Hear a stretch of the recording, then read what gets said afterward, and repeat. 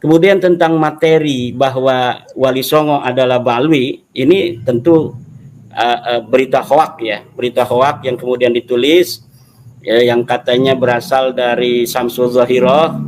Samsul Zahiro itu karya dari Abdurrahman Al-Masyhur. Abdurrahman Al-Masyhur dicetak ulang tahun 1984 oleh Muhammadiyah Syihab. Kemudian Muhammadiyah Syihab memasukkan keturunan Wali Songo sebagai bagian dari Ba'alwi.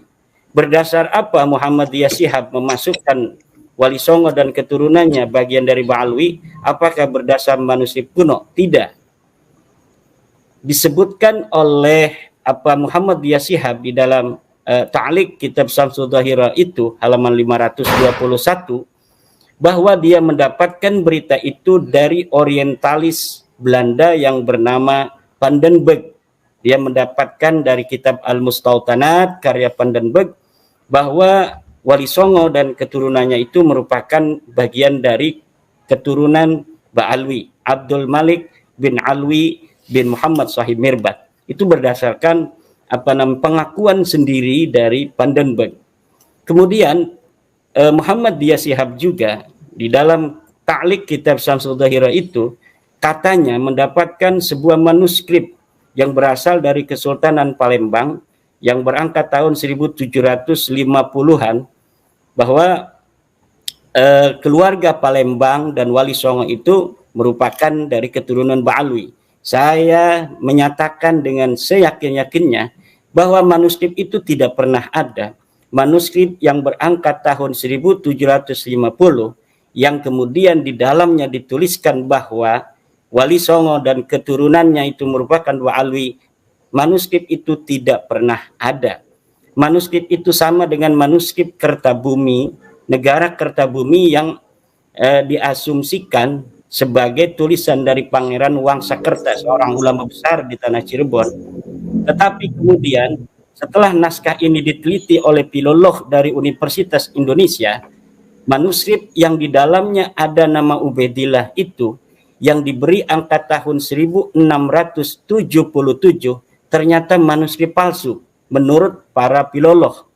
Setelah diperiksa kertasnya itu adalah kertas yang diproduksi pada tahun 1960.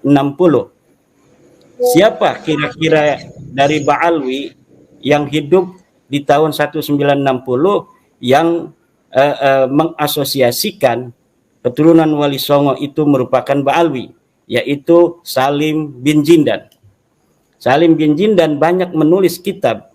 Beliau wafat 1969, maka 1960 itu adalah angka yang sangat masuk akal apabila kita mencurigai ada keterikatan antara manuskrip palsu yang ditemukan di Cirebon itu dengan kitab-kitab Salim bin Jindan yang pada tahun 1960 itu beliau sudah menulis nasab Ba'alwi nasab Wali Songo disambungkan kepada Ba'alwi.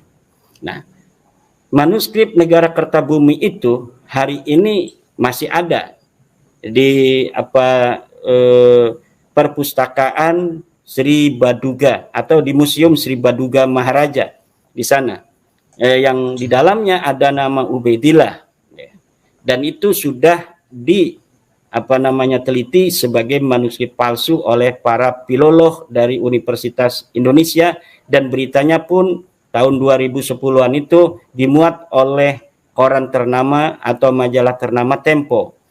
Jadi Ba'alwi yang dikatakan sebagai leluhur daripada Wali Songo itu adalah berita hoak menurut saya. Kemudian ada seorang peneliti dalam tanda kutip yang banyak memposting di media sosialnya bahwa Wali Songo itu adalah Ba'alwi, yaitu Pak Ahmad Basso, yang menurut beliau banyak manuskrip-manuskrip yang mendukung kesimpulan Pak Ahmad Basso bahwa Wali Songo adalah Ba'alwi.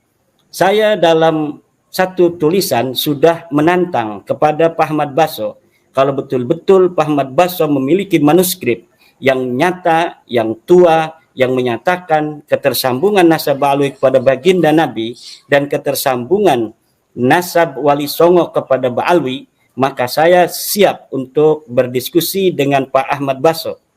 Tetapi tidak ada respon dari Pak Ahmad Baso, padahal Pak Ahmad Baso kenal saya, beliau pernah ke pondok pesantren saya, kita pernah bersama-sama bicara tentang sejarah Wali Songo. Kemudian karena tidak ada tanggapan, saya meminta Sekretaris Jenderal Perjuangan Wali Songo Indonesia Laskar Sabilillah, Kiai Ali Zain dari Benda Kerep, untuk menghubungi beliau. Ternyata beliau juga tidak merespon. Jadi kalau misalnya ada yang lainnya yang merasa memiliki manuskrip-manuskrip yang menghubungkan silsilah Wali Songo kepada Ba'alwi, kita siap untuk berdiskusi, dan saya mempunyai kesimpulan bahwa semua itu hanyalah hoak belaka.